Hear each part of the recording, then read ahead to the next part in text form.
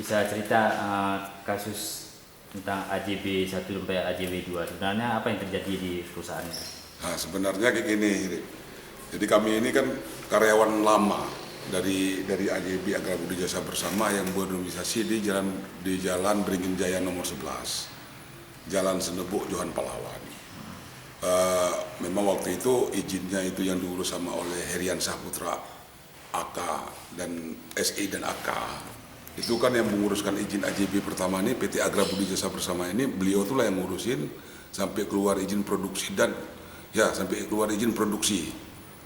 Dari 2009 izin produksi sudah sudah dikantongin, karena untuk operatornya ini kan perlu ramai, perlu banyak lagi dana.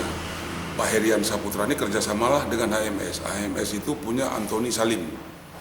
Nah, jadi tiba-tiba 2011, pertengahan 2011 itu ada perubahan masalah manajemen dan pemegang saham di Jakarta. Sedangkan kami yang izin ini, yang sebenarnya izin PT Agra Budi Jasa Bersama ini, kantor pusatnya itu bukan di bukan di Jakarta. Kantor pusatnya itu adalah di Melabo. Di Jakarta itu set dari PT Agra Budi Jasa Bersama. Makanya kami di sinilah timbul dua kubu. Yang pertama, kami memang ada diajak ke sana, tetapi kami tidak ada pegangan karena izin izin IUP PT Agra Budi Jasa Bersama ini adalah di kantor Beringin Jaya masih nama atas Herian Saputra. Kenapa sampai terjadi perubahan manajemen? Untuk perubahan manajemen sebenarnya memang sahamnya lebih dominan untuk HMS. Berapa tuh? 75-25 punya Pak Herian Saputra 25 dan HMS 75. Oke, memang lebih dominan. Tetapi yang kami dari karyawan pertama ini di Melabo ini, kami maksudnya kenapa ini perubahan tidak ada pemberitahuan? Sedangkan kantor pusatnya ini di Melabo, kok perubahannya di Jakarta? Tidak ada pemberitahuan ke kantor pusat yang di Melabo. Tiba-tiba orang itu menyerang bahwasannya sudah perubahan. Kami disuruh kembali ke sana. Sedangkan pegangan sampai saat itu kami nggak tahu kemana kembali, karena yang kami pegang izin IUP ini yang pertama di mana. Sedangkan mereka itu belum disahkan oleh Bupati dan Gubernur perubahan izin IUP. Jadi kami tetap berdiri karyawan yang lama ini tetap berdasarkan izin IUP-nya. Dan kami belum ada memang dengar di surat di PHK, tetapi kami tidak pernah baca surat di PHK itu, karena kami nggak terima. Karena kami memang bukan kerja di sana kok, kami kerja di PT Agra Budi Jasa Bersama. Karena berdasarkan izin IUP tadi kan belum ada perubahan. Sampai saat sekarang belum ada perubahan izin IUP-nya. Jadi karena berdasarkan izin IUP-nya belum ada perubahan. Selain sebagai karyawan, Bapak sendiri sebagai apa? Saya di sini security asset protect. Jadi saya di sini dua jabatan. Yang pertama saya kepala security-nya, yang kedua untuk seluruh aset di PT Agra Budi Jasa Bersama yang untuk di Melabo itu saya yang kuasai dan saya yang pegang. Dan termasuk ini untuk masukan aja. Kalau memang karena perubahan tadi itu manajemennya, sebenarnya HMS ini kan punya Antoni Salim. Sebenarnya begitu Antoni Salim menjualkan saham kepada si Ajis Modar, sebenarnya ini kan harus diundang. Yang pemegang saham 25% dan yang memegang izin IUP adalah Pak Herian Saputra. Kenapa beliau ini nggak diundang? Tiba-tiba saham Antoni Salim sudah berubah kepada si Ajis Modar. Sedangkan posisi Ajis Modar ini adalah dia saber. Kalau saber itu bahasa kasarnya agen. Pertemuan Antoni Salim dengan Pak Heri itu adalah yang difasilitaskan oleh saber. Saber itu adalah Ajis Modar. Kok sekarang saham dia bisa dikuasai oleh agen? Ini kan jadi pertanyaan kita. Nah, ini jadi pertanyaan kita kenapa dia yang menguasai saham, sedangkan Pak Herian Saputra tidak pernah tahu bahwasan saham Antoni Salim itu sudah dialihkan kepada Ajis Modar. Bukannya juga dikarenakan saham daripada Pak Heri sendiri udah kurang daripada dua. Ini ada begini, itu ada memang kasusnya. Sebenarnya ini kasus sepele. Cuma memang karena ini ada permainan di antara Ajis Modar dengan Antoni Salim, kita nggak tahu. Seperti apa tuh? Persis kayak gini, setahu saya apabila kerjasama itu sudah deal, sudah dinyatakan diteken kerjasama itu bersama, berarti seluruh utang piutang perusahaan itu adalah ditangani oleh pemegang saham yang lebih dominan, ya kan, sahamnya yang lebih besar. Segala utang dalam perusahaan itu kan ditangani bersama. Pak Heri memang pernah mengeluarkan cek kosong kepada yang memiliki dulu bendera perusahaan AJB ini, namanya Adi Roland, memberikan cek kosong. Setelah kerjasama ini, tujuannya untuk apa? Hah? Tujuan beri cek kosong itu apa? Karena kayak gini, kan Pak Heri mempunyai utang perusahaan ini. Apabila nanti sudah kerjasama ini deal, utang ini akan diselesaikan dengan partner yang baru. Utang pribadi atau utang perusahaan? Utang perusahaan. Karena ini kan udah punya partner baru. Otomatis kalau udah punya partner baru, segala utang perusahaan itu kan akan ditangani oleh bersama perusahaan kan. Ternyata disinilah ada miskomunikasi. Ternyata Adi Roland dengan Ajis Modal itu sudah kerjasama, dijebaklah Pak Heri. Dijebaklah Pak Heri pertama. Yang pertama mungkin nggak berhasil. Yang kedua dijebak lagi, terjebak. Seperti apa? Seperti sampai Pak Heri dimasukin kurungan seminggu. Di dalam kurungan itulah dikuras saham Pak Heri. Sedangkan beliau ini Pak Heri sudah dibuat tersangka. Sebenarnya kalau seseorang itu sudah tersangka, itu tidak boleh menandatangani apapun. Ya kan? Tidak boleh menandatangani apapun. Tetapi ini di dalam tersangka sempat disuruh bawa ke notaris, disuruh teken surat ini, disuruh teken surat itu. Dalam penjara. Dalam tahanan. Dijemput oleh Ajis Modal, dibawa ke notaris, suruh teken. Teken aja, saya mengingat keluarga kamu. Padahal ini ada permainan, ada tanda tanya lah di situ. Maksudnya teken apanya? Di teken untuk ini nggak bisa kita bayar, ambil saham kamu, kita bayar dengan saham aja begitu.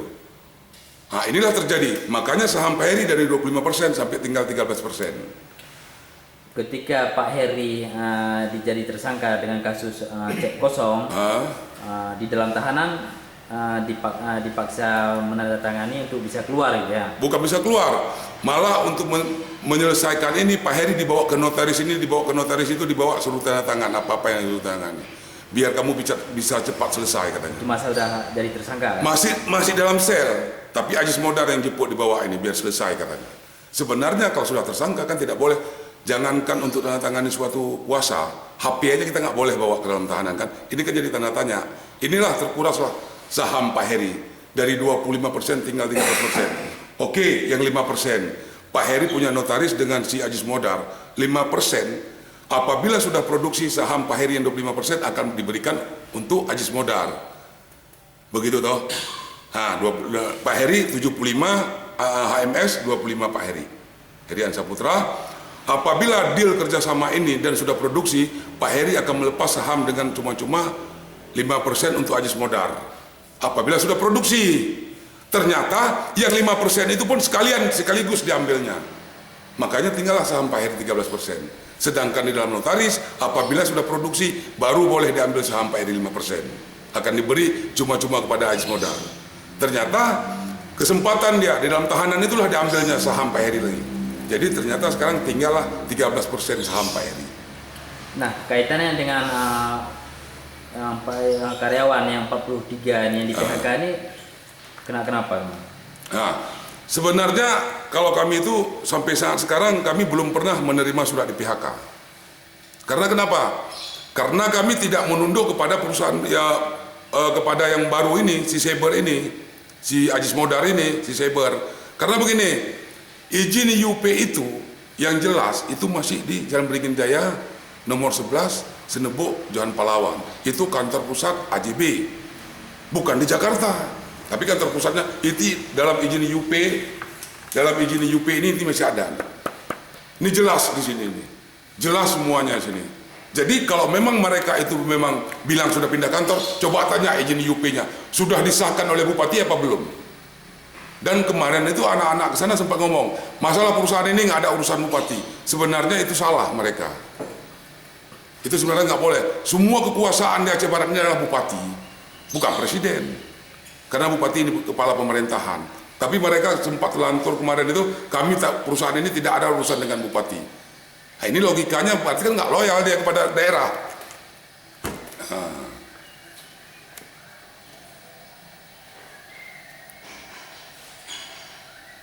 Makanya kemarin lagi nih, Farid.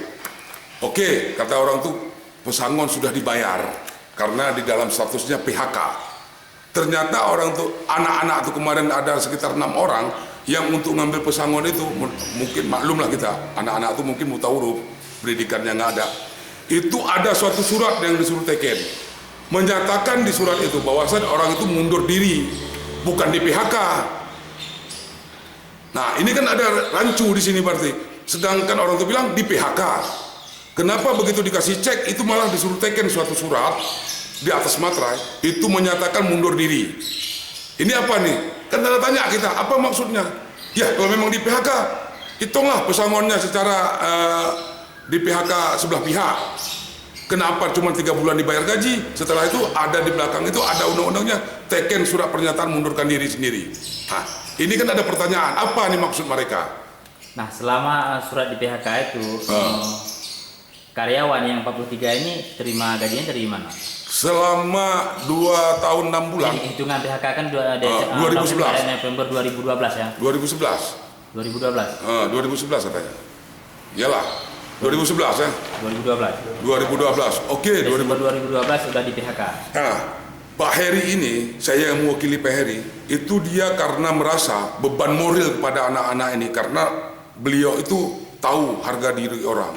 Dari 2006 beliau itu mencari lahan untuk batu bara.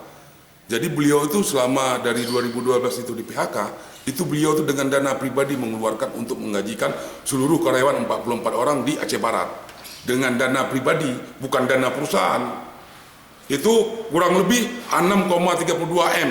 Selama di PHK itu Pak Heri memberi gaji. Tanggal 5 bulan kemarin baru diputuskan dirumahkan. Dengan alasan apa? Dengan alasan waktu itu Bupati Aceh Barat pernah ngomong di dalam pertemuan di kantor Bupati, 6 bulan akan diselesaikan. Ternyata udah 19 bulan sampai saat sekarang nggak selesai masalahnya. Nah, dengan itu Pak Heri beban moral selama belum selesai dia tetap memberi gaji. Karena mungkin ya namanya duit pribadi 6,32 M yang sudah terkuras dana pribadi tanpa duit dari perusahaan. Nah, AJB sendiri udah sejauh mana kerja di lapangan? Sebenarnya kalau AJB ini sendiri, PT Agra Budi Jasa Bersama ini, tidak ada kerja untuk infrastruktur. Kita sudah siap produksi, CNC sudah beres, semua sudah selesai. Jadi tinggal produksinya aja. Makanya karena untuk cari partner ini, untuk produksi lah Pak Heri nyari partner HMS ini. Ternyata setelah deal perjanjian ini, ada si Saber yang ganggu kan. Si Saber ini agen Haji Semodar ini. Nah, dia tuh agen sebenarnya. Nah, kenapa? AJB ini udah siap produksi. Daripada MIPA, duluan AJB produksi. 2009 kita sudah keluar, sudah clear and clear, sudah beres semua. Tinggal jalankan untuk produksi. Berapa luas lahan yang 5.000 hektar. Diklaim? 5.000 hektar. Nah, itu masalah lahan 5.000 hektar itu yang udah dibebaskan? Yang udah dibebaskan duit pribadi Pak Heri itu sekitar 1.700 hektar. Itu duit pribadi Pak Heri tanpa pakai duit perusahaan. Kenapa harus pakai pribadi? Karena beliau itu kepingin di Aceh ini investasinya lebih bagus. Besok begitu nambang tidak ada masalah. Ini beliau yang diharapkan sama beliau. Ini beliau yang sangat mengharap itu. Dan kami kayak saya ini, saya punya juga lahan. Ada beberapa orang masyarakat yang luar punya juga lahan pribadi. Karena kayak gini, karena pikir daripada impes ke tempat lain, impes saja ke tanah, ya kan? Saya punya lahan, Alek punya lahan. Tapi di situ lahannya yang paling besar adalah punya Pak Heri. Dan kalau kita tanya sama masyarakat yang selingkar itu, kalau kita tanya tanah HJB mana, nggak tahu beliau. Mereka tuh nggak tahu. Tetapi kalau tanya tanah Pak Heri mana, langsung ditunjukin. Alubulu, Krumangkom, Belangenang, itu yang paling dominan tanah Pak Heri 1.750 hektar, kurang lebih. Itu duit pribadi. Waktu pertemuan tanggal 18 Januari 2012, itu saudara Ajis Modar itu sempat menghebohkan di Melabuh ini bahwasan Heri itu memakai duit perusahaan. Pertemuan tanggal 18 Januari 2012 itu ditanyakan di depan Bupati. Kalau memang Pak Ajis bilang selama ini saya pakai duit perusahaan, coba tunjukin bukti salah satu kwitansi saya beli itu dari duit perusahaan. Pak Ajis Modar diam, ya, tidak berani membuktikan. Terkait dengan ada AJB 1, AJB 2, itu dengan alasan mereka takut karena diserang oleh AJB 1 ketika pembaharuan manajemen baru. Sebenarnya seperti apa terjadi? Itu sebenarnya kayak gini. Kami tidak pernah menyerang mereka. Malah mereka itu pernah menyerang kami kalau nggak salah tanggal 18. Tanggal 18 bulan berapa saya lupa, itu sempat sinadi beberapa orang itu yang ditugaskan dari Jakarta langsung ke kantor kami. Saya tanya, tolong mohon surat perintahnya Pak. Ternyata surat perintahnya berubah. PT Agra Budi Jasa Bersama itu lambangnya peta. Ini sudah daun. Lambangnya, lambang PT perusahaan. Sebenarnya kalau saya tahu, saya main di perusahaan, tiap perubahan lambang itu harus maksudnya dimasukkan ke media. Ini kenapa tidak ada perubahan lambang AJB tanpa ada pemberitahuan tahu bawa surat perintah AJB sudah lambang daun. Bisa kita percaya? Saya tanya lagi. Perubahan lambang sedangkan perusahaan masih di Bawah Pak Heri. Bawah Pak Heri. Nah, kenapa mereka berani berubah? Memang ini dasar mafia. Kalau saya perhatikan ke situ. Setelah itu kenapa mereka berani berubah sedangkan izin UP-nya belum berubah?